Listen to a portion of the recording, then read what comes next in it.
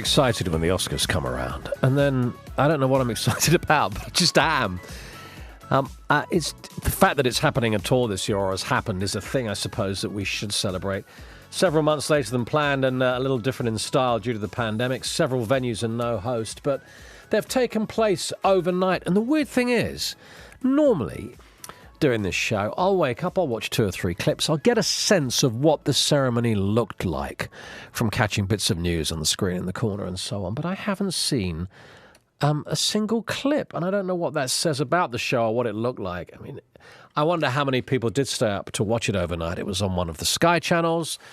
They had a special channel, I think it was called Sky Oscars. We know that Nomadland was the big winner with 3 awards. Of course, the other thing here, and we'll talk to film critic James Luxford about this in a moment, these are films that most of us, in fact all of us, probably haven't seen.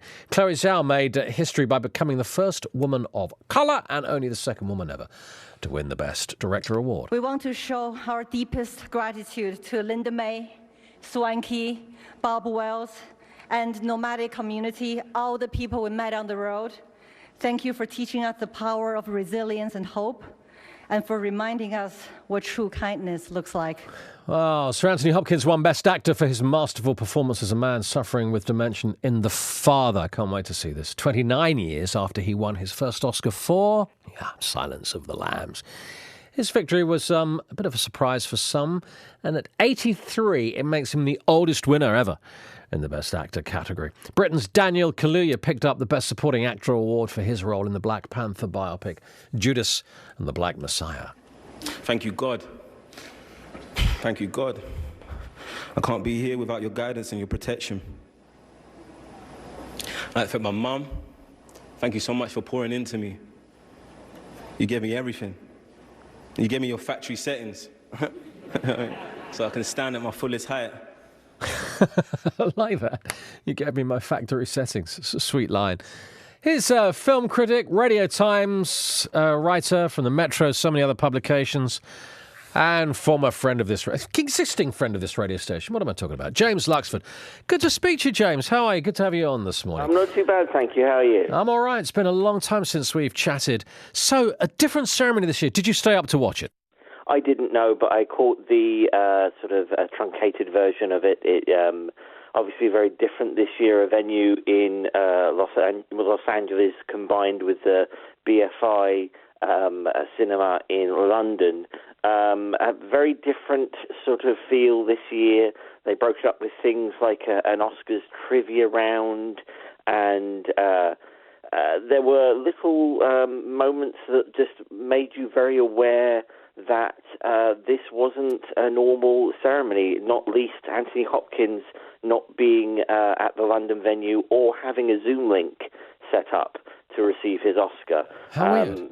It's a very strange time, and I suppose reflective of the year we've all gone through. Was it disappointing, do you think, James?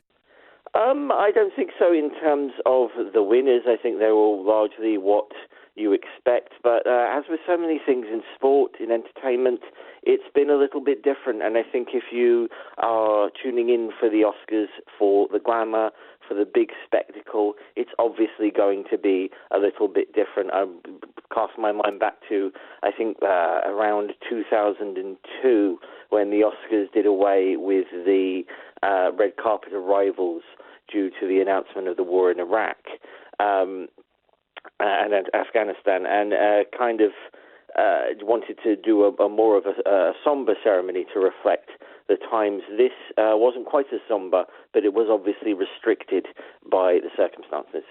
And what's so strange, of course, is that many of us, in fact most of us, haven't seen these films. Have you seen Nomadland and The Father? Have you been lucky enough to catch these? I'm lucky enough to be an awards voter, so I get sent all of these around November time, and I've seen a lot of the, about all of the contenders mentioned here. It's a strange thing because they are mostly available on streaming. Nomadland comes out this Friday, I believe, on the Disney Plus streaming service, and a lot of these are available. I think only The Father is yet to come out. That's being saved for a cinema release.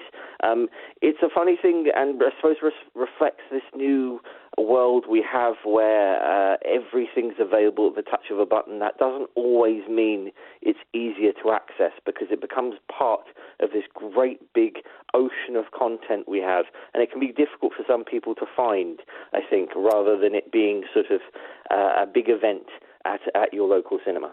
Yeah, it's really interesting. The movie world is going through such change at the moment, isn't it?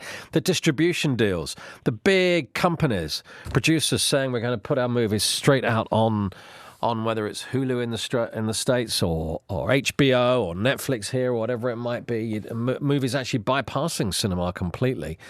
And then the fact that actually making films is so difficult right now with COVID restrictions. Do you think things will get back to normal? That we'll see the movies back in cinema again, sitting side by side with in crowded theatres? I hope so. It's the world I move in. I think everyone interested in cinema wants to watch films at the cinema. Frances McDormand, for Nomadland, implored people to come and see all of the nominated films side by side with people in a cinema as soon as was safe.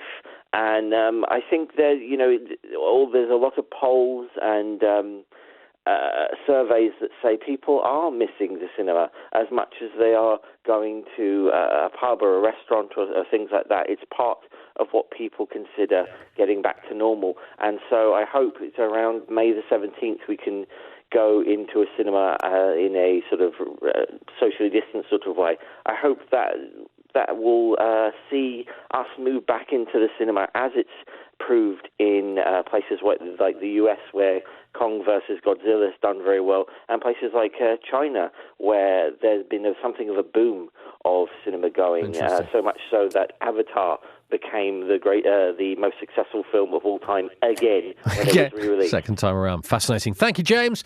Film critic James Luxford on last night's slightly different, in fact, massively different Oscar ceremony. You can see some of the pictures and footage online. BBC News website, of course.